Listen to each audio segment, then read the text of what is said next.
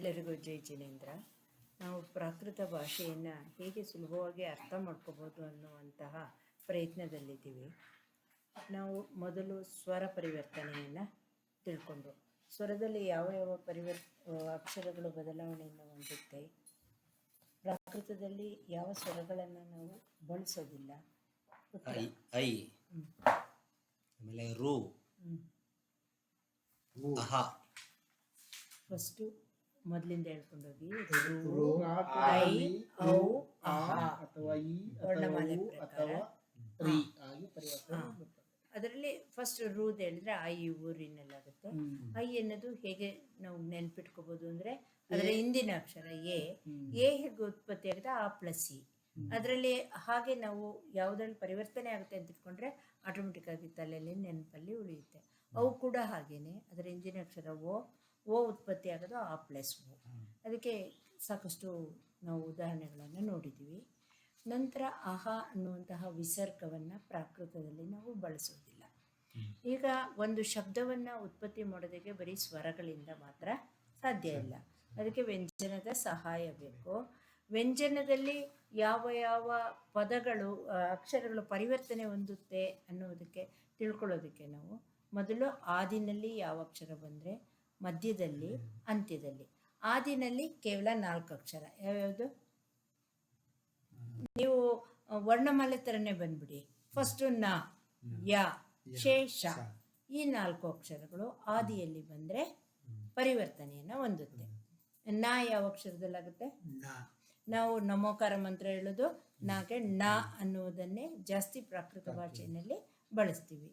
ಯ ಅನ್ನೋದು ಜ ಆಗುತ್ತೆ. ಶೇಷ ಅನ್ನೋದು ಆದಿನಲ್ಲಾರಾಗಲಿ ಮಧ್ಯದಲ್ಲಾರಾಗಲಿ ಎಲ್ಲ ಕಡೆ ನಾವು ಸ ಅಂತಲೇ ಬಳಸ್ತೀವಿ. ಇವಾಗ ಆದಿವ್ಯಂಜನ ಪರಿವರ್ತನೆಯಲ್ಲಿ ಈ 4 ಅಕ್ಷರಗಳನ್ನು ನಾವು ನೆನ್ಪಿಟ್ಕೊಂಡು ಆದಿನಲ್ಲಿ ಬಂದರೆ ಇದು ಪರಿವರ್ತನೆ ಹೊಂದುತ್ತೆ. ಶೇಷಾಗೆ ಅದು ಎಲ್ಲ ಕಡೆನೂ ಕೂಡ ಸ ಅಂತ ಅಕ್ಷರನೇ ಆಗುತ್ತೆ. ಇದು ಆದಿವ್ಯಂಜನ ಆಯಿತು. ಮಧ್ಯವ್ಯಂಜನದಲ್ಲಿ ಕೆಲವು ಅನಿಯಮಿತ ಇದನ್ನು ಪರಿವರ್ತನೆಯೂ ಆಗುತ್ತೆ. ಅದನ್ನು ಮುಂದೆ ನಾವು ಸಾಹಿತ್ಯ ಓದುವಾಗ ಅದು ಯಾವ ಪ್ರಾಕೃತದಲ್ಲಿ ಹಾಗೆ ಬಂತು ಅಂತ ನೆನ್ಪಿಟ್ಕೊಳ್ಳೋಣ. ನಮಗೆ ಮುಖ್ಯವಾಗಿ ಇವಾಗ ಮಧ್ಯವ್ಯಂಜನ. ಮಧ್ಯವ್ಯಂಜನ ಅಂದರೆ ಹೇಗೆ ಅರ್ಥ ಮಾಡ್ಕೋತೀವಿ?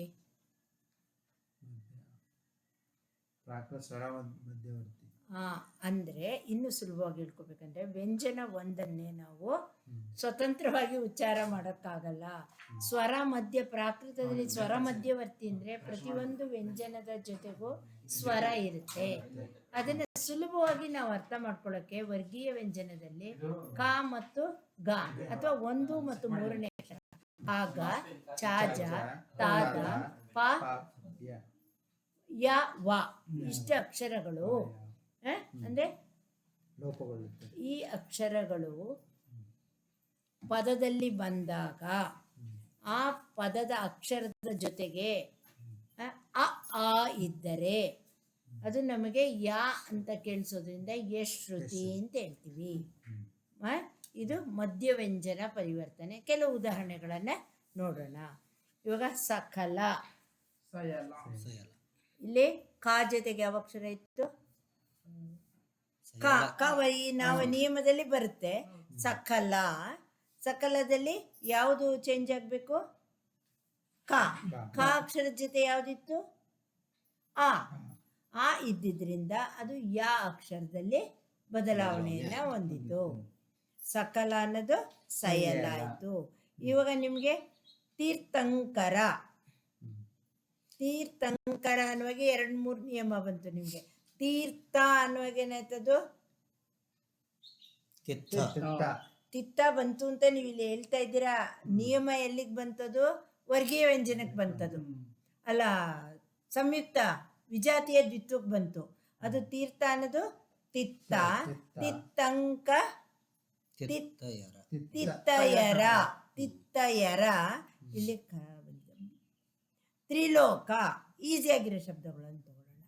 ತ್ರಿಲೋಕ, ತಿಲೋಯ ಅನ್ನುವಾಗ ನಾವು ತಿ ಹೆಂಗಾಯ್ತು ಅಂತಲೂ ಹೇಳ್ಬೇಕು.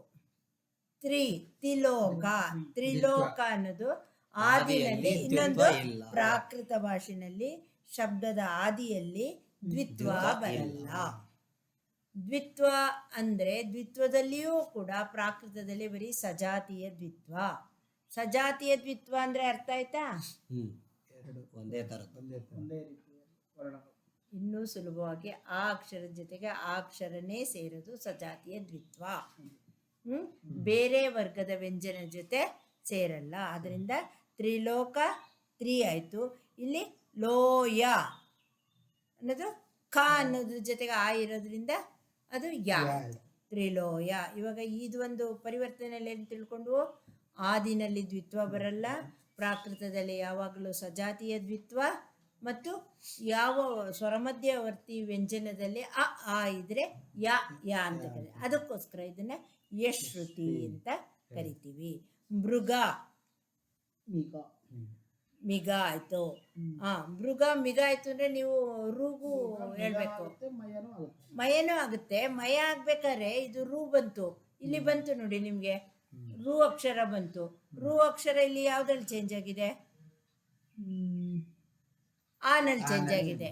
ಮೃಗ ಅನ್ನೋದು ಮಾ ಆಯ್ತು, ಗಾನಲ್ಲಿ ಆ ಇರೋದ್ರಿಂದ ಯಾ ಆಯ್ತು. ಮೃಗ ಮಯ.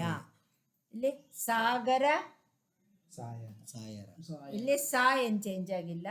ಗಾನಲ್ಲಿ ಯ ಆ ಇದೆ, ಇದೆ. ಅದರಿಂದ ಯಾ ಆಯ್ತು. ಇವಾಗ ನಮಗೆ ಯಶ್ ಶ್ರುತಿ ಅಂದ್ರೆ ಸ್ವರಮಧ್ಯವರ್ತಿ ವ್ಯಂಜನದಲ್ಲಿ ಅ ಆ ಇದ್ರೆ, ಆ ಆ ಸ್ವರದ ಜೊತೆ ಇದ್ರೆ ಅದು ಯಾ ಯಾ ಅಂತ ಕೇಳಿಸುತ್ತೆ. ಇವಾಗ ಆಚಾರ ಆಯಾರ. ಚ ಇದು ನಮಗೆ ಆಚಾರ ಅನ್ನೋದೇನದು ಮಹಾಪ್ರಾಣ ಅಲ್ಪಪ್ರಾಣ ಚ. ಅದರಲ್ಲಿ ಆ ಇದೆ, ಆ ಇರೋದು ಅದೇನಾಯ್ತು ಯಾನಲ್ಲಿ ಆ ಸ್ವರ ಇದೆ.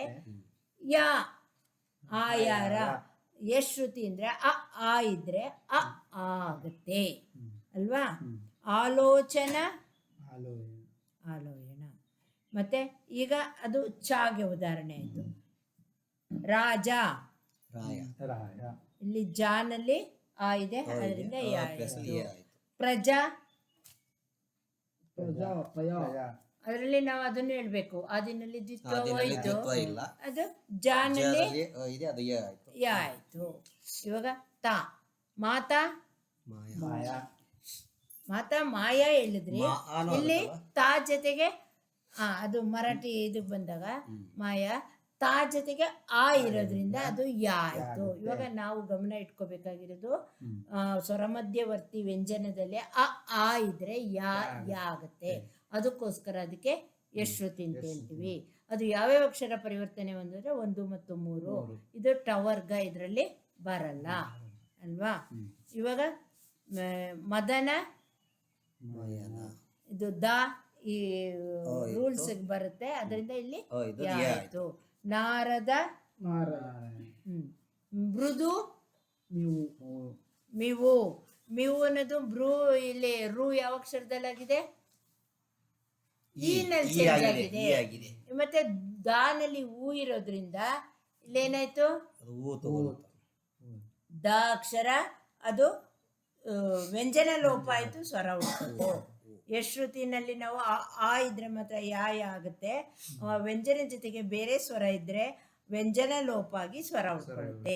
ಇಷ್ಟು ನಿಯಮವನ್ನು ನಾವು ಇದರಲ್ಲಿ ಇಟ್ಕೋಬೇಕು. ಇವಾಗ ಶಾಪ ಸ. ಸಾವ. ಶಾ ಎಲ್ಲಿ ಬಂದ್ರು ಸಾ ಆಗುತ್ತೆ.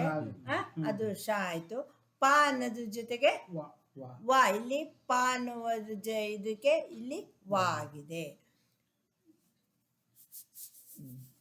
ಇನ್ನೊಂದು ಯಾರು ವಿಯೋಗ ಅಂತ ಬಂತು. ವಿಯೋಗ. ವಿಯೋಗ ಅಂತ ಬಂದಾಗ ಇಲ್ಲಿ ಯಾರು ಯಾನೆ ಬಂದ್ಬಿಟ್ಟಿದೆ. ಅಲ್ಲಿ ಯಾ ಜೊತೆಗೆ ಯಾವ ಸ್ವರ ಇದೆ? ಓ ಇರೋದ್ರಿಂದ ಯಾ ಲೋಪ ಆಯ್ತು, ವಿಯೋಗ ಆಯ್ತು.